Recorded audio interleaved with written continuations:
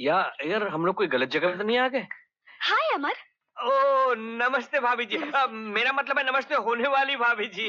आइए ना। हाँ यस। डैडी। नमस्कार आओ सर। आओ। नमस्कार। नमस्ते। ठीक वक्त पर आ गए। हाँ जी। वो हाँ जी आ मम्मी। गए। Good morning mummy. आपका घर ढूंढने में बिल्कुल तकलीफ नहीं हुई। आपका घर गली मोहल्ले में इतना मशहूर है, कोई ऐसे मशहूर हो जाता है, कोई वैसे तो ये मशहूर हो बोलने जाता वाला है। तोता भी तुम अपने साथ लाए हो। तोता? मैं तो मिर्ची भी नहीं खाता। तुम्हें ये हमारा घर पसंद आया? जी हाँ, बहुत ही खूबसूरत है, कीमती भी है और मगर इस घर से ज्यादा कीमती है हमारी इकलौती बेटी संगीता। और अपनी इकलौती बेटी को हम अपने से दूर रखना पसंद नहीं करते, और ना ही ये हमसे दूर रह सकती है। तुम हमारे कहने का मतलब समझ गए होगे।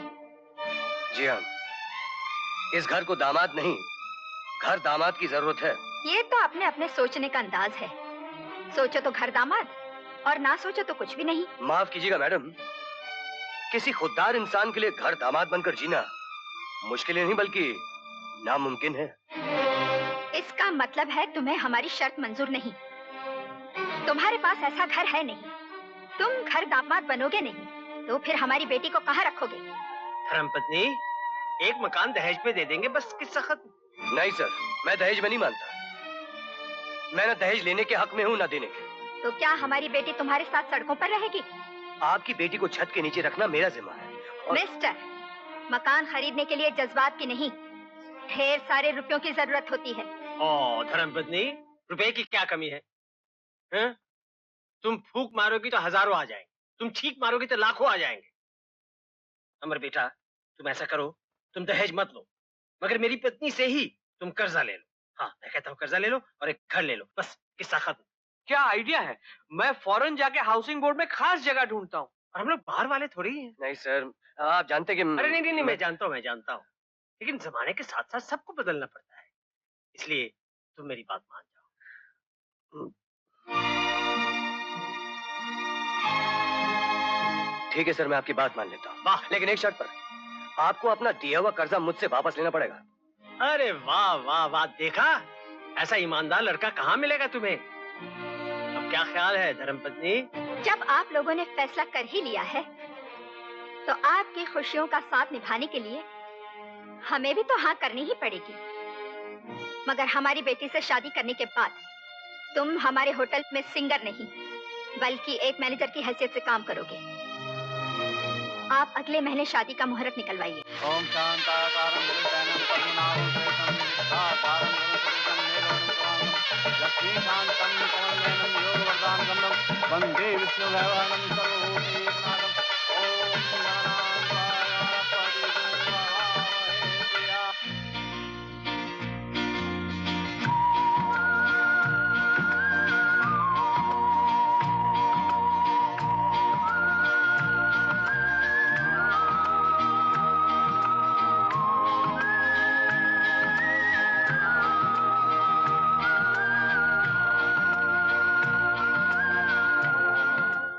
मुझे पता है, मेरे लाख मना करने पर भी तुम मम्मी का कर्जा चुकाए बिना नहीं रहोगे।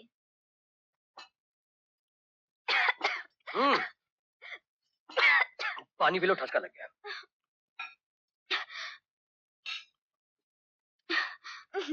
कितना गर्म पानी है, मुझसे सादा पानी नहीं पिया जाता। आज शाम गर्मा गर्म तरह तरह के खाने पकाने पड़ेंगे तुम्हें।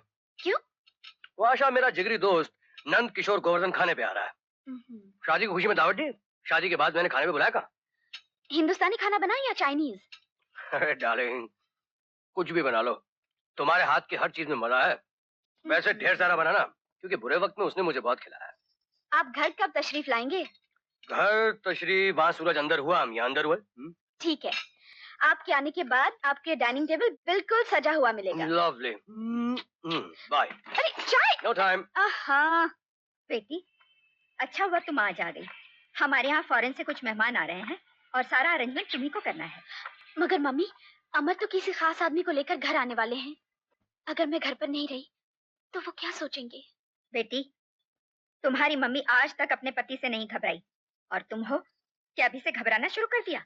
ऐसी बात नहीं मम्मी, उनके मेहमान। संगीता, ये फॉरेन की पार्टी के साथ हमें बहुत बड़ा बिजनेस का प्रोजेक्ट डिस्कस करना है। अगर ये पार्टी कल चली गई तो 4 महीने के बाद वापस लौटेगी और ये डीलिंग आज ही हो जानी चाहिए। सुनो, अमर का यहाँ रहना बहुत जरूरी है। तुम होटल में फौरन फोन करके उसे खबर कर दो। अमर साहब को फोन देना। जी, वो तो आधा घंटा वो यहाँ से चले गए। अच्छा सुनो, उनका फोन आए तो कहना मम्मी के घर फौरन आ जाएं। कमाल करता है यार। संगीता, आ गए हम लोग। संगीता, यूहू! संगीता। अरे भाभी जी कोई सरप्राइज मत दीजिए। आजकल हर चीज की प्राइस बढ़ गई है, कहीं ये सरप्राइज महंगी ना पड़ जाए। अरे रामलाल मेम साहब कहाँ हैं? वो बाहर गई हैं, आपके लिए चिट्ठी छोड़ गई हैं। अमर, माँ के घर आज दावत है। माँ के कुछ खास मेहमान आने वाले हैं, तुम्हें उनसे मिलाना है। इसलिए इस खत को पढ़ते ही फौरन मम्मी के घर पहुंच जाओ। तुम्हारे दोस्त की दावत फिर किसी दिन कर देंगे। माँ तुम्हारा इंतजार कर रही है। तुम्हारी संगीता। क्या लिखा है? सास ने घर बुलाया है, बहुत बड़ी दावत है। अरे तो इसमें इतना परेशान होने की क्या बात है? यार मैंने तुझे दावत दी, खाने पे बुलाया, मतलब मेरे घर आए मेहमान बिना खाए पिए। It's not done यार, not done। अरे मैं तेरा मेहमान थोड़े ही हूँ, मैं तो तेरा दोस्त हूँ यार। और फिर ये घर तो अपना घर है, फिर कभी खा लेंगे। फिर कभी क्यों दोस्त, आज ही खाएंगे। चल कहीं बाहर चलते हैं। Thanks a lot. Devi Singh, Sangeeta के डैडी कहाँ है? बाहर है। अच्छा अच्छा, ये जूस सबको पूछ लो। Chitra, please come here. Look after the guest please. Where's your son-in-law, ma'am?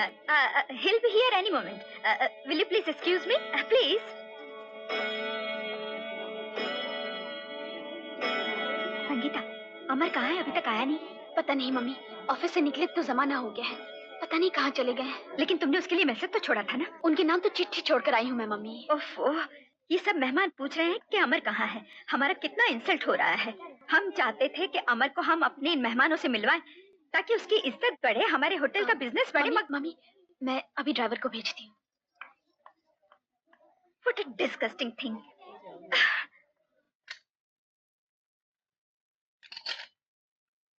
Ram Ram साहब। मेम साहब भाई। जी साहब।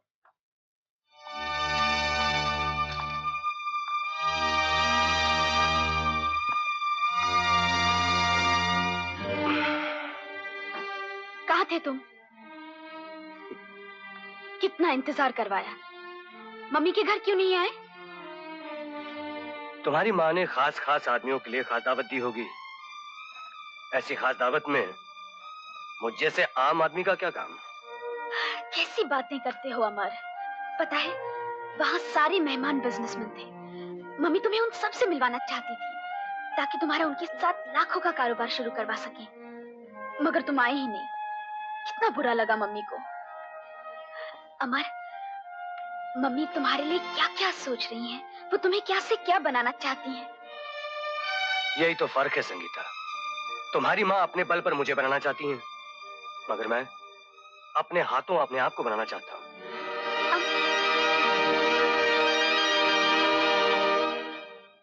क्या उठाया तुमने यहाँ से? जी कुछ नहीं।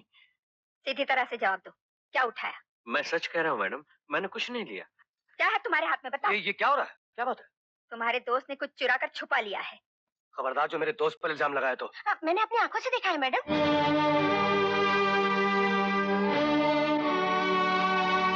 आज मेरी दोस्ती और इज्जत का सवाल है गोवर्धन। बता दे इन सबको, बता दे इन सबको कि तूने चोरी नहीं की है।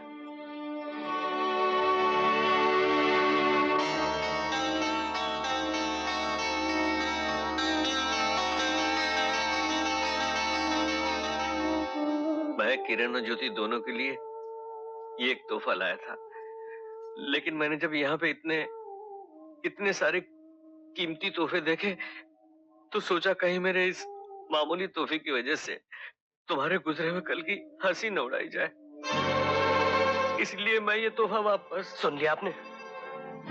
अब माफी मांगी इनसे। माफी? किस बात की माफी? अपनी गलती की माफी। हाँ भाग्यवान, सॉरी कहने से तुम्हारा कोई नुकसान हो जाएगा थोड़ी ही। आप बीच में मत बोलिए। जब हमने कोई गलती ही नहीं की है तो माफी किस बात की? मम्मी। और फिर जन्मदिन पर तोहफे दिए जाते हैं, दिए हुए तोहफे उठाते नहीं। इस तरह तो कोई भी शक कर सकता है। देखिए मैं आपसे कह रहा हूँ। जाने दो यार, माफी तो मुझे मांगनी चाहिए सबसे।